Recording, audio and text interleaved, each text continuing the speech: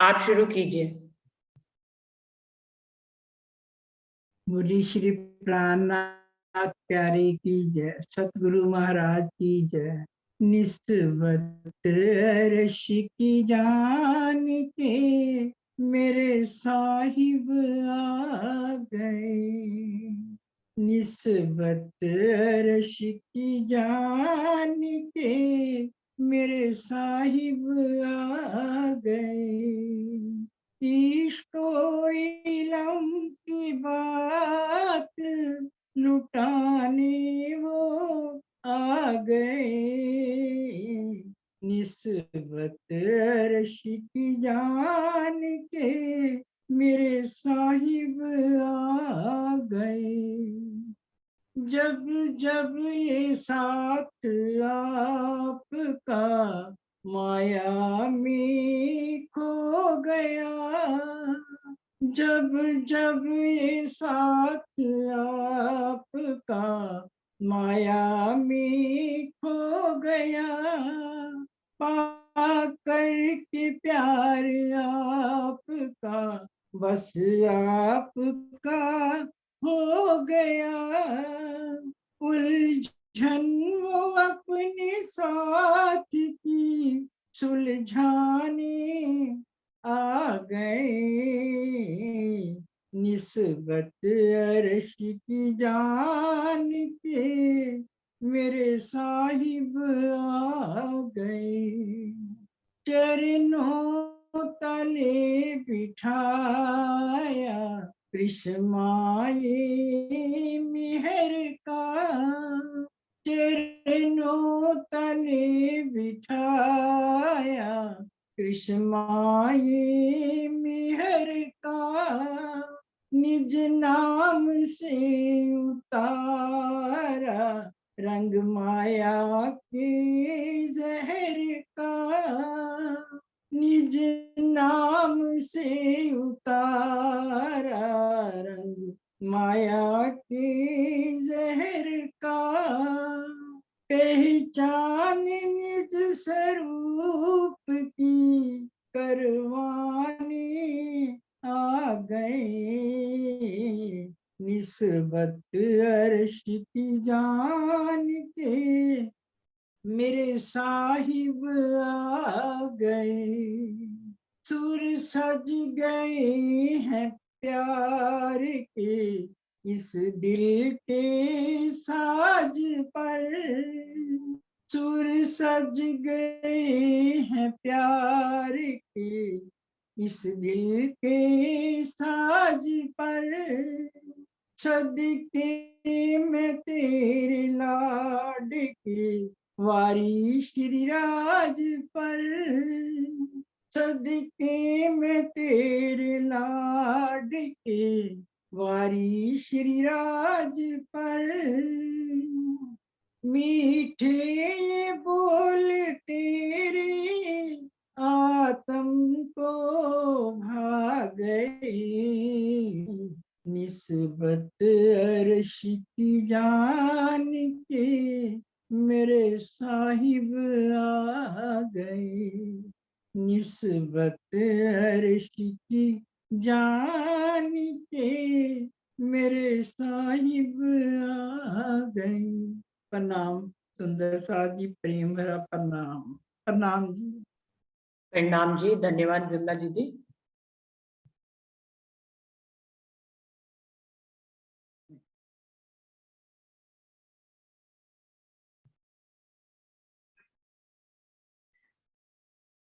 सभी सुंदर साथ जी को प्रेम प्रणाम जी। शुरू करते हैं सुंदर साथ जी। प्रथम लागू तुई चरण को धनिये न छुड़ाइयो खीन। लाख तली लालेड़िया मेरे जीव के ही जीवन। इन पाओ तले पड़ी रहूं धनी नजर खोलो बातून। पलना वालों निरखो नेत्रे मेरे जीव के ही जीवन। मेरे जीव के ही जीवन। श्री बंदो सतगुरु चरण को करूं सो प्रेम प्रणाम। अशुभ हरन मंगल करन धनि श्री देव चंद्र जी नाम। श्री प्राणनाथ निज मूलपति श्री मेहराज सुनाम। तेज कुंवर श्यामा युगल जी को पल पल करूं प्रणाम। पिया जी को पल पल करूं प्रणाम। सुंदर साथ जी खिलवत वाणी का चौथा प्रकरण चल रहा है। जो जानो त्यों रखो धनी तुम्हारी मैं। इसकी 30 चौपाई हो गई थी। अभी आगे बढ़ते हैं सुंदर साथ जी। इस प्रकरण में को यदि बहुत प्रेम से और प्यार से पढ़े और सिर्फ इसी प्रकरण को बार बार पढ़ते रहे तो बिल्कुल ऐसे लगता है जैसे हमारे दिल की बात जो इंद्रावती उस समय धनी से कर रही है वो सब हमारे ही दिल की बात है।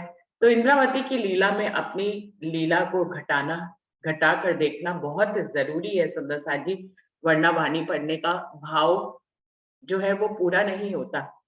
क्योंकि इंद्रावती से हम सब कनेक्टेड जरूर हैं, लेकिन इस खेल में ये सबकी साहिबी है कि हर कोई यहाँ राज्य से अलग सुख ले सकता है। परम धाम में वायदत थी, वहां इंद्रावती को जो सुख मिलेगा वही हमको मिलेगा, वही सबको मिलेगा। लेकिन इस खेल में हम अभी जो है अपनी करनी के मुताबिक कोई कितनी रहनी में आता है उस हिसाब से वो धनी के उतने करीब होता है और उतना ही वो ज्यादा सुख ले सकता है। इस हिसाब से वैसे तो किसी को कम और ज्यादा आगे और पीछे करने वाला धनी का ही हुक्म होता है। इस बात के बावजूद भी धनी ने कुछ बात रूहों के ऊपर छोड़ रखी है कि जो जैसी करनी करेगा उसके ऊपर वैसी ही मेहर होगी। तो सब करने कराने वाले धनी हैं उनका हुक्म है, लेकिन उनके हुक्म में ये बात भी शामिल है कि आप जितना ज्यादा करोगे उतना ज्यादा करीब होगे। ये भी उनके हुक्म में बात शामिल है। तो इन सुंदर साथ जी हुक्म का जो प्रसंग आता है कि सब कुछ हुक्म से होता है, इसके ऊपर हमने मंथन भी किया। सब कुछ हुक्म से होता है, इस बात में 1% भी संशय नहीं है हम सब में से किसी को भी। तो ये बात तो निश्चिंत है। लेकिन इस हुक्म से होने के बावजूद भी हुक्म ने इस बात पे अपने आप को रखा हुआ है कि यहाँ पर रूहें जिस हिसाब से रहनी करेंगी, जिस हिसाब से करनी करेंगी, उस हिसाब से उनके ऊपर मेहर होगी। इस बात को एक दूसरे एग्जाम्पल से हम समझ सकते हैं। जैसे कि आजकल व्हाट्सएप पे ये मैसेज आता है कि सब कुछ उस खुदा ने ही करना है, तो हमें क्या ही करना है। तो फिर हमें मंदिर में घंटी क्यों बजानी है, हमें सेवा पूजा क्यों करनी है। जब सब कुछ हुक्म से ही होना है तो हुक्म से ही हो जाएगा। तो दूसरे ने जवाब दिया, क्या मालूम तुम्हारे हुक्म में, सॉरी उसमें ये हुक्म मेरे शब्दों में आ गया, उसमें था कि जब सब कुछ भाग्य से ही होता है और भाग्य ही सब कुछ निर्धारित करता है, हाथों की लकीरों में पहले से ही लिखा होता है, तो फिर हमें कुछ क्यों ही करना है, सब कुछ भाग्य ही करेगा। तो दूसरे ने उसका जवाब दिया कि क्या मालूम तुम्हारे भाग्य में यही लिखा हो कि तुम्हें मेहनत करके ही कुछ मिलेगा। तो भाग्य से सब कोई भी इस दुनिया में भाग्य से बचा नहीं है, लेकिन भाग्य ने भी ये लिख रखा है अपने आप में कि जो जिस हिसाब से मेहनत करेगा उस हिसाब से वो अपने भाग्य को बदल भी सकता है। तो बिल्कुल ऐसे ही सुंदर साथ जी है कि सब कुछ धनी के हुक्म से होता है, इस बात में 1% भी संशय नहीं है।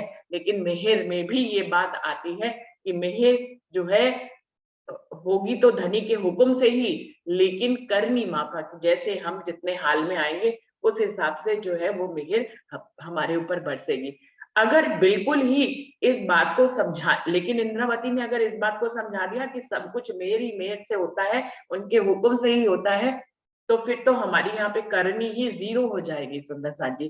तो हमें यहाँ पर निष्क्रिय बनाने के लिए धनी ने मेहर की और हुक्म की बात हमें नहीं समझाई है, हमें एक्टिवेट करने के लिए मेहर और हुक्म की बात समझाई है। तो मेहर और हुक्म की बात को समझने के बाद हमें और क्रियान्वित हो जाना है, धनी की तरफ करनी और ज्यादा करनी है और ज्यादा रहने में आना है, ना कि हुक्म के ऊपर सब कुछ डालकर हमें निष्क्रिय हो जाना है। इसीलिए इसी के ही पक्ष में चौपाई कही गई है कि हुक्म के सिर दोष दे बैठ ना सके मोमिन, अर्श दिल खुदी से क्यों डरे लिया हक अर्श इलम।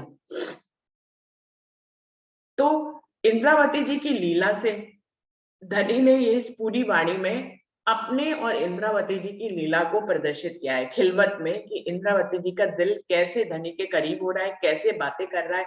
उन्होंने धनी की मैं को ले लिया है, धनी की मैं को लेने के बावजूद वो धनी से बातें कर रही हैं, उनके दिल में कुछ कुछ उपज रहा है, और वो कह रही धनी आप ही उपजा रहे हो, मेरे के अंदर अगर दीदार की इच्छा हो रही है तो धनी तुम ही करवाने वाले हो। और फिर मेरी मुझे घबराते भी हो, हड़बड़ाते हो कि तुम्हारा दर्शन हो क्यों नहीं रहा है। तो बिल्कुल यही स्थिति तो हम रूहों की भी होती है सुंदर साथ जी। तो ये सब कुछ धनी हमारे दिलों का हाल तो पहले से ही जानते हैं, हमें उनसे अपने दिल का हाल क्या ही छुपाना है। हम छुपाना भी चाहे तो छुपा नहीं पाएंगे सुंदर साथ जी। तो हम अपना जो हाल हमारे दिल का है वो धनी को हमेशा से पता था, है और हमेशा रहेगा। इसीलिए ऐसी वाणी अवतरित करी जिसमें इंद्रावती से वार्तालाप करते हुए वो हमारे ही दिलों का हाल उसमें प्रदर्शित कर रहे हैं। तो क्या कह रही है इंद्रावती, ए उपजावत तुम ही दिखलावत, तुम ही खेल खिलावत, तुम ही समय बदलत। हे धनी, हमारे अंदर कोई भी बात उपजती है तो वो उपजाने वाले धनी आप हो, तुम ही दिखलावत। अब इस जो कुछ भी मेरे दिल में तुम उपजाते हो उसको पूरा करते हो, उसको दिखलाते हो, ये भी तुम्हारी ही हिकमत है।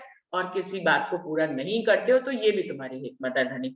तुम ही दिखलावत, लेकिन यहाँ कह रहे हैं तुम ही दिखलाने वाले भी हो।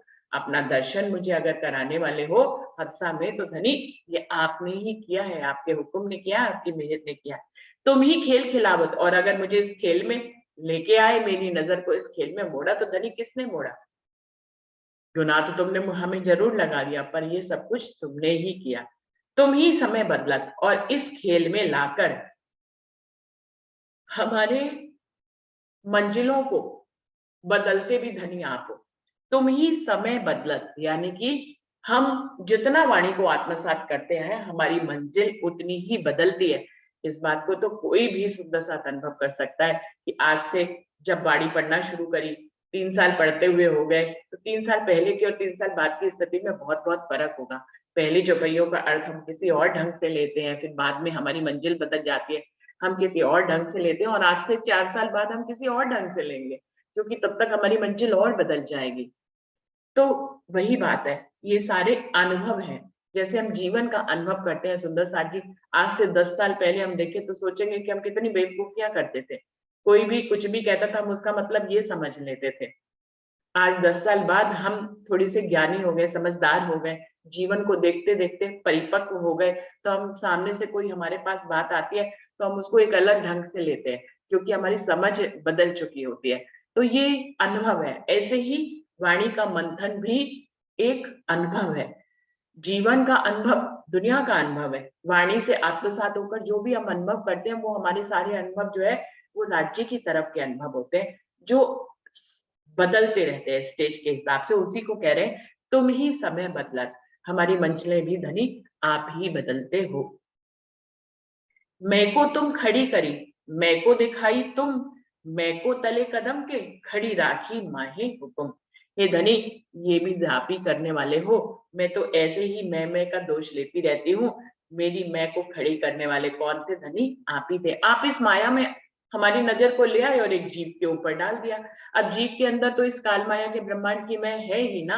अब जब मेरी आत्मा, मेरी नजर जो है उस जीव के ऊपर पड़ गई तो वो उसकी मैं को धारण कर ही लेगी ना। और फिर जीव को वाणी देकर आपने जीव को आत्म की मैं की तरफ मोड़ दिया।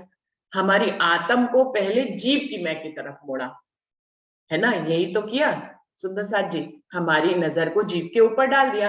यानी कि जो हमारी परम धाम की मैं थी कि मैं धनी की अंगना हूँ, सब कुछ तुमसे ही होता है, इस वाली मैं की नजर जो है वो जीव की मैं के ऊपर डाल दी। तो फिर आत्म जीव की मैं को देखने लग गई, उसकी लीला देखने लगी और खुद की मैं को भूल गई। फिर क्या किया राज्य ने? उस जीव को, क्योंकि उसके ऊपर आत्म बैठी थी, उसको वाणी से जोड़ दिया। वाणी वो आत्मसात करने लगा, वाणी पढ़ने लगा, धनी की पहचान होने लगी, परात्म की पहचान होने लगी। जब परात्म की पहचान होने लगी तो जीव के लिए सुअवसर हो गया। अब वो आत्म और परात्म से जुड़ गया जीव। अब जब वो आत्म और परात्म से जुड़ जाएगा तो वो क्या करेगा? तो वो अपनी मैं छोड़ के आत्म की और परात्म की मैं को अपना लेगा। तो ये हिकमत सारी धनी ने ही की। और क्यों की? ये बिल्कुल वैसे ही है जैसे माँ किसी बच्चे को पढ़ाने के लिए 10 एग्जाम्पल देती है, तो कभी कभी उसको जो है ऐसी परिस्थिति में डालती है कि वो भूल जाए, कुछ भूल जाए। जब माएँ किसी बच्चे से कुछ लर्न करने के लिए देती हैं और फिर उसको जो है दोबारा सुनाने के लिए कहती है, तो बीच में कुछ ऐसी बातें डालती हैं जिससे कि वो उसका पक्का हो, करने के लिए तो पक्का ही उसका उद्देश्य होता है कि उसकी लर्निंग पक्की हो जाए, लेकिन वो देखने में ऐसे लगता है कि वो ऐसे बीच-बीच में उसको घुमा रही है, कि वो देखे भूलता है या नहीं भूलता है। तो बिल्कुल ऐसे ही है, और बीच में बच्चा भूल भी जाता है, लेकिन फिर उसको वो क्लू भी देती है। क्लू देके फिर वो उसको याद कराती है। असल उद्देश्य क्या था कि वो उसको पक्का प्रवीण बनाना चाहती है।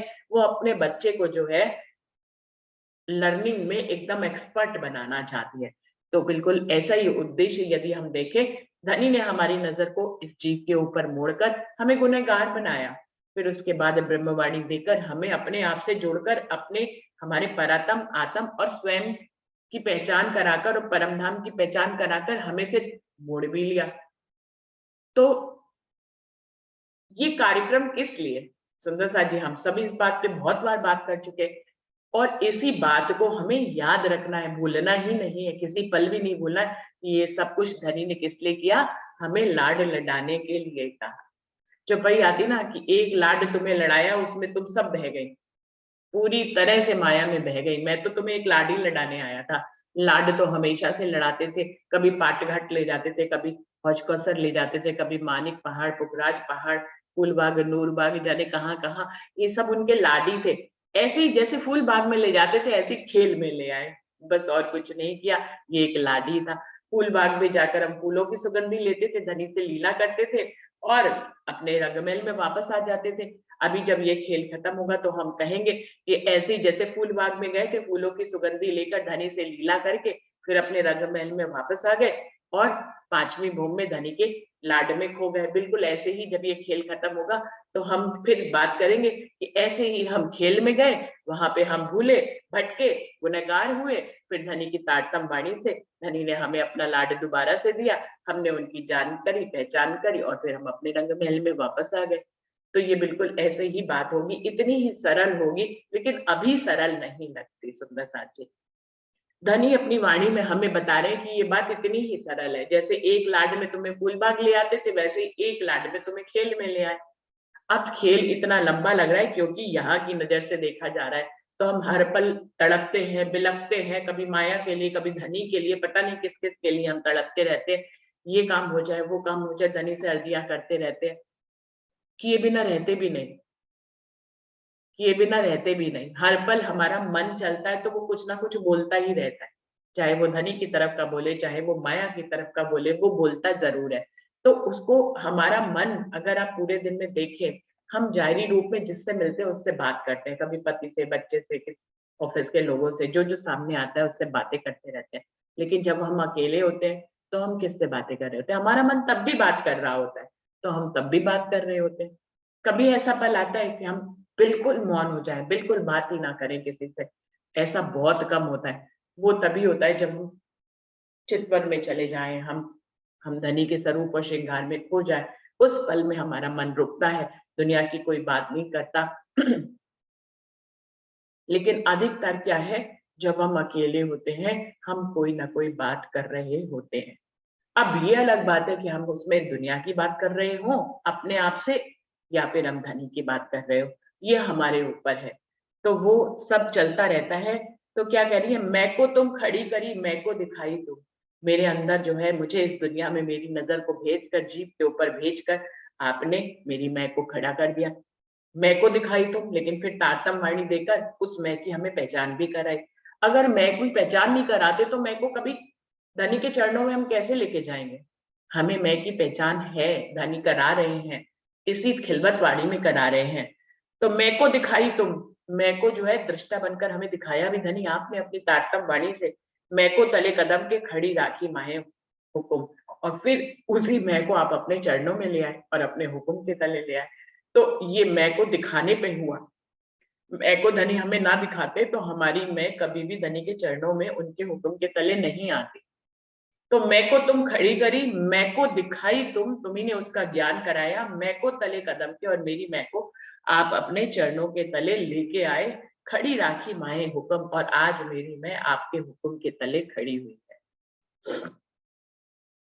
तुम ही साथ जगाइया, तुम ही दई सरत दिखाए, तुम ही तलब कराबत तो दर्शन को हर बराए। कितनी सुंदर चौपाई है।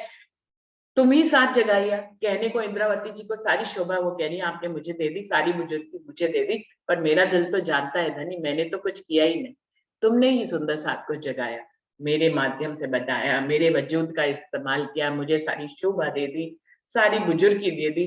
धनी तुमने अपनी मेहर से ही ये सब कुछ किया है, मेरा दिल जानता है इसमें मैं तो बिल्कुल हूं ही नहीं। तुम दई सरत दिखाए, सुंदर साथ को कयामत के समय के बारे में बताना, मुझे कयामत के समय के बारे में बताना, कैसे 7 दिन की लीला होएगी, कैसे हम घर वापस जाएंगे, इन सब के बारे में भी सबको बताने वाले धनी आप ही हो।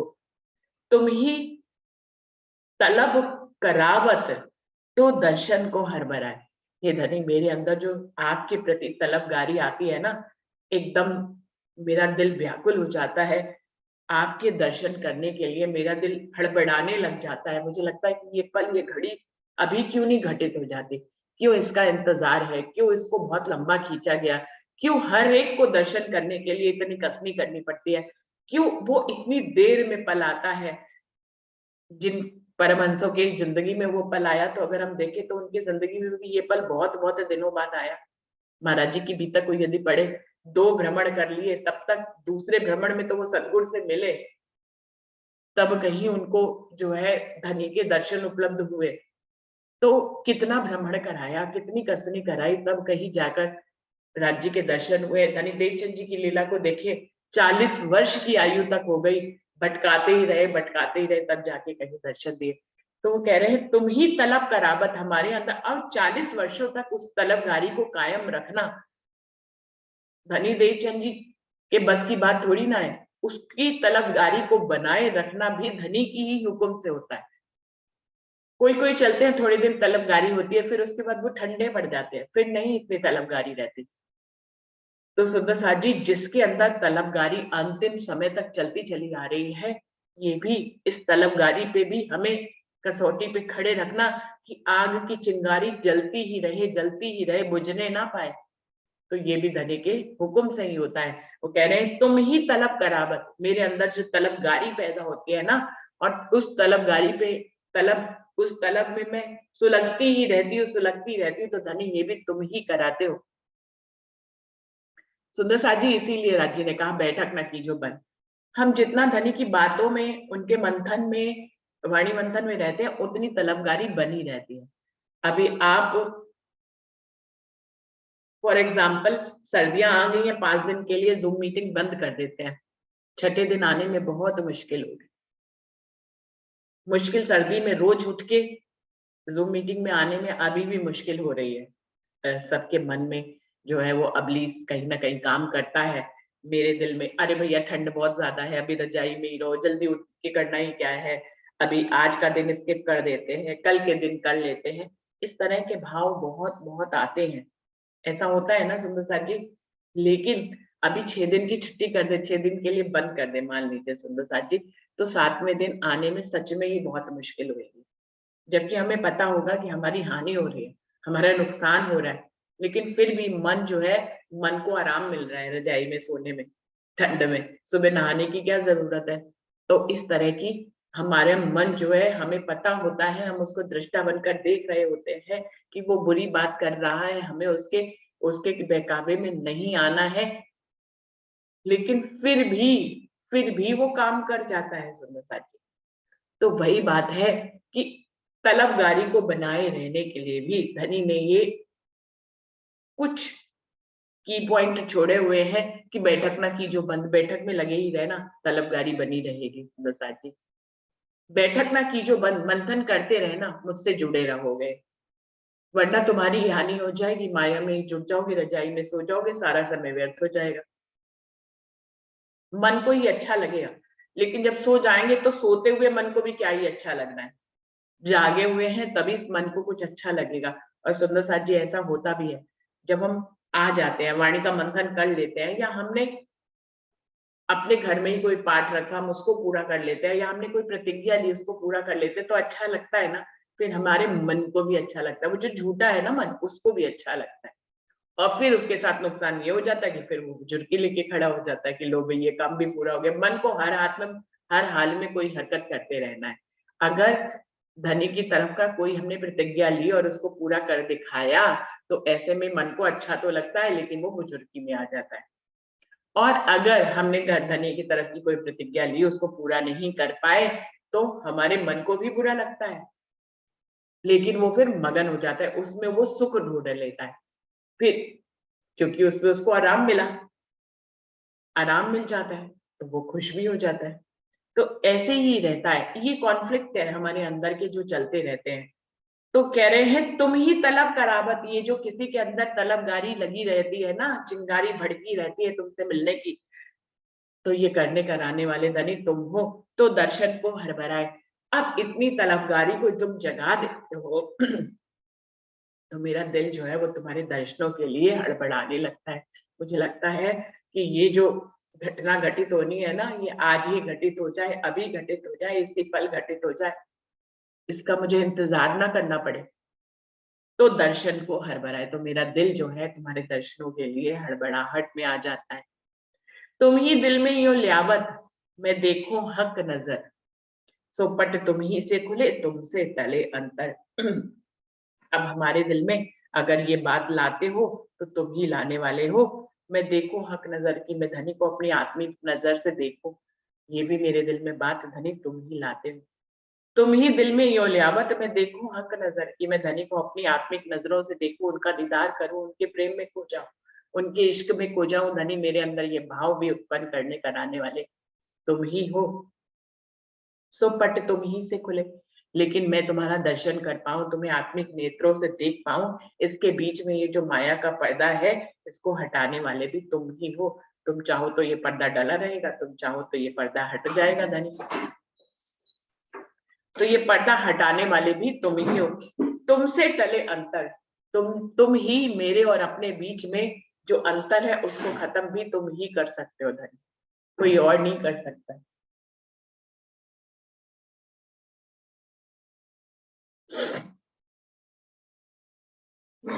श्रवणों शब्द सुनाए के, दिल दीदे दीदार, अनेक हक मेहरबानवी, सो कहा लो कहूं सुमार। श्रवणों शब्द सुनाए के, हे धनी मेरे कानों को अपने शब्दों से तुम जो सराबोर कर देते हो, ये जो हमें श्रवण का सुख देते हो ना धनी, जो हमारे अंदर रस उड़ेलते हो, ये भी तुम ही करते हो।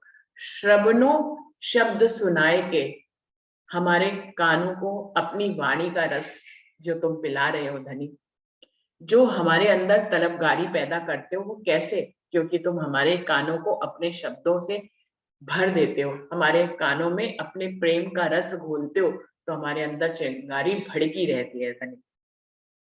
श्रवणों शब्द सुनाए के, दिल दीदे दीदार, और आप ही हमें अपनी वाणी सुनाकर हमारे कानों में अपने प्रेम का रस घोलते हो धनी, और हमारे दिल को हमारी आत्मिक नजरों से हम आपका दीदार कर पाते हैं, तो ये भी धनी आप ही करते हो।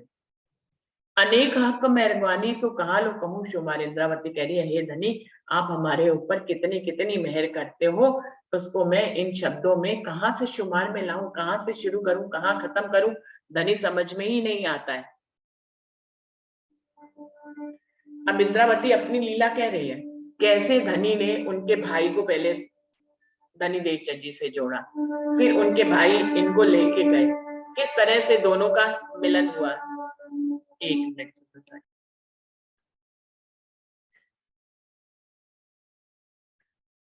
दोनों भाई धनी देवचंद जी से मिले, कैसे ही एक प्रथम मिलन में ही जागृत बुद्धि उनके अंदर बैठ गई, फिर वो धनी देवचंद जी के ऊपर समर्पित हो गए, उनकी परम धाम की लीलाओं को सुनने लग गए, समझने लग गए, जानने लग गए। और फिर जो है एक दिन ऐसा भी आया जबकि हफ्सा में धनी ने उनको दर्शन भी दिए। तो वही बातें यहाँ पे कह रहे हैं कि आपने मेरे ऊपर बाले से बुढ़ापे लग मेरे सिर पर खड़े सुभान, मतलब मैं इस दुनिया में आया और जाने तक मेरे सिर पर आप ही खड़े थे। कैसे आपने मुझे खुद से इस दुनिया के मेले से मुझे छांट कर जो है धनी देवचंद जी तक पहुंचा दिया, अपनी वाणी का रस मेरे शरणों में घोलने लग गए आप। और फिर जो है एक दिन वो अंतिम घड़ी भी आ गई जबकि आपने मुझे अप्सरा में दर्शन दिया, फिर मेरे मुख से दूसरों से को वाणी कहलवाने लग गए। तो ये सब कुछ धनी आपने ही किया।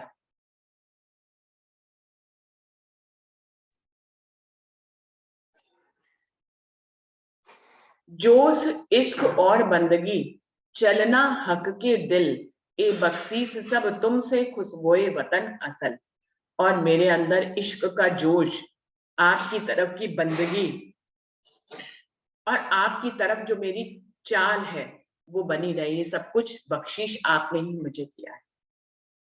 ये धनी की ही बख्शिश है हर रूह के ऊपर।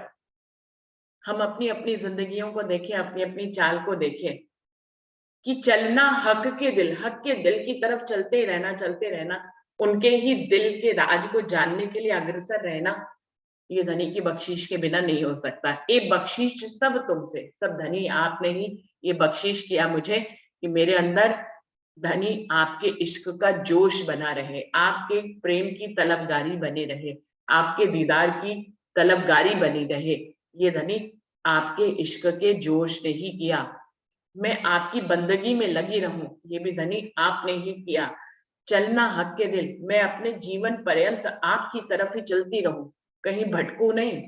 सुंदर साथ जी बहुत बड़ी मेहरबानी है, हम सब जो है लगे हुए हैं धनी की तरफ, कहीं भटकते नहीं। रोज जो है मन को बहलाकर फुसलाकर फिर आ जाते हैं मंथन करने के लिए इतनी सवेरे ठंड में। बहुत बड़ी बात है, ये मेहरबानी है और कोई नहीं है, वरना मन हमारा ये सब करने ना दे हमें।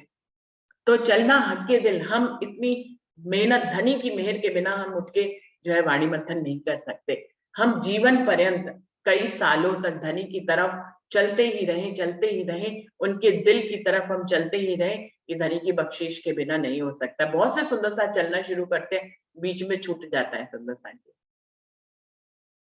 अभी एक सुंदर साथ जी आए थे मेरे घर में, तो बात हो रही थी कि जूम मीटिंग की, बहुत सी जूम मीटिंग हो शुरू हुई और चल रही थी, और जो है मंथन हो रहा था या कहीं चर्चनी हो रही थी।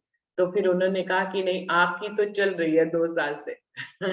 तो मतलब ये भी उनको, वो अपनी नजरों में इस मतलब अपने शब्दों में इसको एक मेहरबानी कह रहे थे कि शुरू तो बहुत हुई लेकिन कई थोड़े दिनों में चली, फिर चल गई। तो परिस्थिति है, कैसे भी धनी चलाते हैं। तो ये धनी की मेहर है, चलाते जा रहे हैं, है ना। 2 साल हो गए सुंदर साथ जी, धनी की मेहर बनी रहेगी ऐसे, है ना। हम रोज एक टॉपिक, अब 2 साल से पहले तो टॉपिक नहीं लेते थे, अब टॉपिक लेते हैं। तो सुंदर साथ जी टॉपिक भी आते जा रहे हैं, धनी उपजाते जा रहे हैं, धनी टॉपिक आते जा रहे हैं, उन पे मंथन होता जा रहा है, किसी के दिल में कुछ उपजाते हैं। इतनी सारी रूहें हैं, सबके दिल अलग अलग रंग के बने हुए हैं, कोई ना कोई टॉपिक तो धनी भेज ही देंगे ना। इतने रंग हैं, हर रंग से कोई ना कोई बात निकलेगी, तो उस पे हम सब बात करेंगे। अच्छा लगता है ना, कोई टॉपिक भेजता है तो हमें उस पे बात करने में अच्छा इससे लगता है कि उसके रंग में हम भी रंग गए। वो फिर जब वो हमारे विचार सुनता है तो वो हमारे रंग में रंग जाता है। तो अच्छा लगता है ना कि कई रंग मिलकर एक नया रंग निकल कर आता है। तो ये तो प्रेम की बात है सुंदर साथ जी, कि कैसे टॉपिक के रूप में भी एक किसी सुंदर साथ का प्रेम हम तक आता है, फिर उसके प्रेम में हम सब रंगते हैं और बोलते हैं, और फिर जब वो निर्णय के रूप में हम सबके विचार सुनता है तो वो हमारे रंग में रंगता है। तो ये अरस परस का नाता है, इसको दिल से सोच के देखिए तो ये एक अच्छा ही वसीला है, वसीला कहते हैं, एक अच्छा जुगाड़ है जिसको कहे कि धनी ने हमें जोड़ रखा है आपस में एक दूसरे से। जो यहाँ नहीं भी आते जूम मीटिंग में, वो जब सुनते हैं और मुझे फोन करते हैं कि हमने तो आपका ये वाला टॉपिक सुना, बहुत अच्छा लगा, हमारी भी दिल की बात थी, हम आते नहीं जूम मीटिंग, वो समय हमें सूट नहीं करता। ऐसा भी कई सुंदर साथ कहते हैं कि सूट नहीं करता, कोई इस समय काम कर रहा होता है या किसी की भी शरीर ने साथ नहीं दिया, उम्र है या कुछ भी है, लेकिन रीजन वो सुनते हैं बाद में। जब सुनते हैं तो कहते हैं कि ये तो हमारे दिल की बात थी, हम खुद इस बात के बारे में सोचते थे, देखिए ये बात ही खुल गई। तो अच्छा होता है ना सुंदर साथ जी, जो जूम मीटिंग में नहीं भी आ रहे वो भी फिर उस रंग में रंग जाते हैं। तो ये प्रेम की एक लहर है, धनी उपजाते हैं, इसमें कोई कुछ नहीं करता है, हम आप कुछ नहीं करते हैं सुंदर साथ जी, ये धनी की लहर है। वो कैसे पैदा कर रहे हैं, कहाँ पैदा कर रहे हैं, किस ढंग से हम सब जुड़ते हैं और उस लहर में बह जाते हैं। तो ये ए बख्शीश सब तुमसे, ये तुम्हारी मेहरबानी है, तुम्हारा बख्शीश है कि हम तुम्हारी बंदगी में लगे रहते हैं। खुशबोए वतन असल, हमारे अंदर जो वतन की खुशबू आई है ना धनी, वो तुम्हारी बख्शीश से ही आई है। तुम अगर बख्शीश नहीं करते, तो मेहर नहीं करते, हम वतन की खुशबू को यहाँ ले नहीं पाते। हम वतन में रहकर भी वतन की खुशबू को नहीं ले पा रहे थे। अभी धनी ने हमें, हमारी नजर को जीभ के ऊपर डालकर हमें वतन की खुशबू दी है। धनी की मेहरबानी है, उनकी बख्शीश है। और कई इनायतें तुमसे सो कहाँ लो कहूँ वचन, सो कई आवत है नजरों पर कयो न जाए सुकन। इंद्रावती जी कह रही है, ये तो मैं थोड़ी सी कभी धनी कहलवा देते तो मैं बता देती हूँ, वरना धनी की इनायतें तो इतनी ज्यादा हैं। और कई इनायतें तुमसे, तुमने तो इतनी इनायतें कर रखी है, हमें इतनी मेहरबानी में रखा हुआ है, सो कहाँ लो कहूँ वचन, उसको शब्दों में कितना ही कहूँ धनी। सो कई आवतें नजरों नजरों से देखने में तो आती है, पर कयो न जाए सुकन, लेकिन शब्दों में उसको क्रमबद्ध करने में कई बार नहीं आते हैं।